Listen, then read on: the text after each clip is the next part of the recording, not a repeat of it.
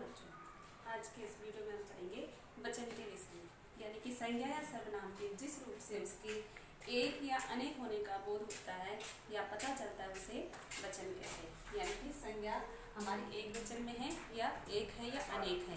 संज्ञा या सर्वनाम के जिस रूप से उसके एक या अनेक होने का बोध हो उसे वचन कहते हैं। वचन के भेद, वचन के दो भेद होते हैं। हिंदी भाषा में वचन के दो भेद होते हैं। नंबर 1 होता है एक वचन, नंबर 2 होता है बहुवचन।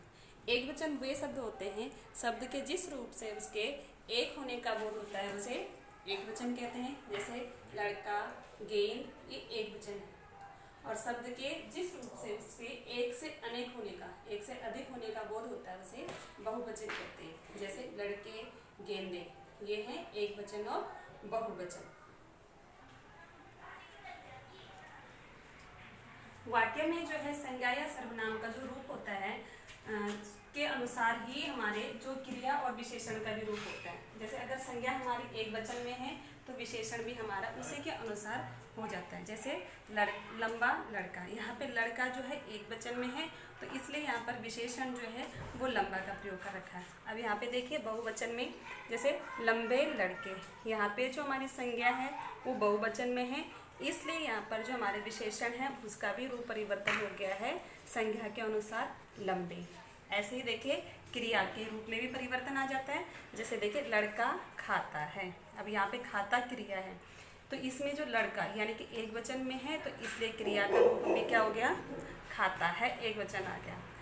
बहुवचन में देखिए लड़के खाते हैं, यहाँ पे देखिए जब यहाँ पे खाते हैं क्रिया जो है ये भी हमारी बहुवचन में आ गई क्योंकि हमारी संज्ञा जो है वो बहुवचन में थी।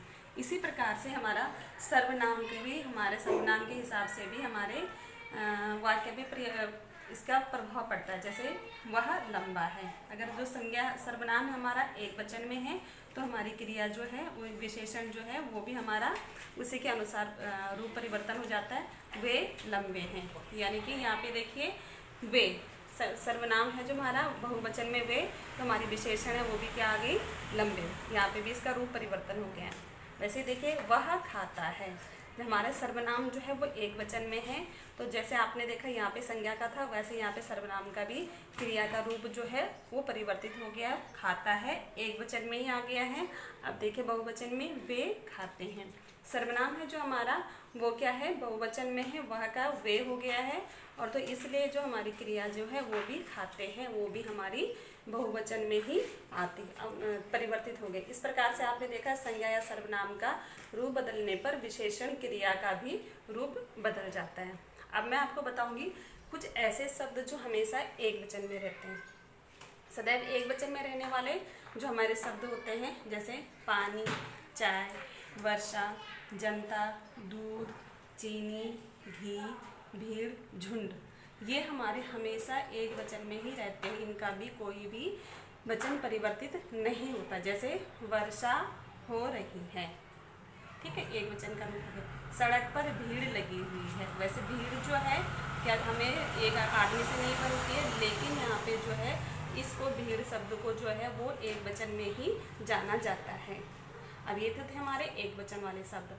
अब मैं आपको बताऊंगी सदैव बहुवचन वाले शब्द। ऐसे शब्द जिनका प्रयोग हमेशा क्या होता है, बहुवचन में होता है, उनका कभी भी कोई भी वचन के अनुसार रूप परिवर्तित नहीं होता है। वो शब्द है हमारे जैसे प्राण, लोभ, होंठ, आंसू, दर्शन, हस्ताक्षर, समाचार, प्रजा, बाल, पुलिस, ये शब्द जो है हमारे ये हमेशा बहुवचन में रहते हैं। जैसे हम कई बार बोलते हैं आपके दर्शन दुर्लभ हो गए हैं, यानी कि आपके दर्शन दुर्लभ हो गए, ठीक है।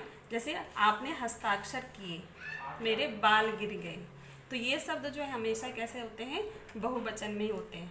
अब हिंदी भाषा को बहुत संस्कारी भाषा कहा जाता है तो इसलिए अपने से बड़ों को चाहे वो एक वचन में है चाहे वो बहुवचन में है, उनको आदर देने के लिए या सम्मान देने के लिए भी हमेशा बहुवचन का प्रयोग किया जाता है। जैसे अध्यापिका पढ़ा रही हैं, यहाँ पे जो है क्रिया है वो जो क्या हो जाता है, बहुवचन के हिसाब से रूप इसका परिवर्तित हो जाता है। तो इस प्रकार आज की वीडियो में हमने पढ़े वचन, वचन के भेद और वचन के हिसाब से क्रिया और विशेषण का रूप परिवर्तन, सदैव एक वचन वाले शब्द और सदैव बहुवचन वाले शब्द। तो इस प्रकार से वचन वाला पाठ यहीं पर समाप्त होता है।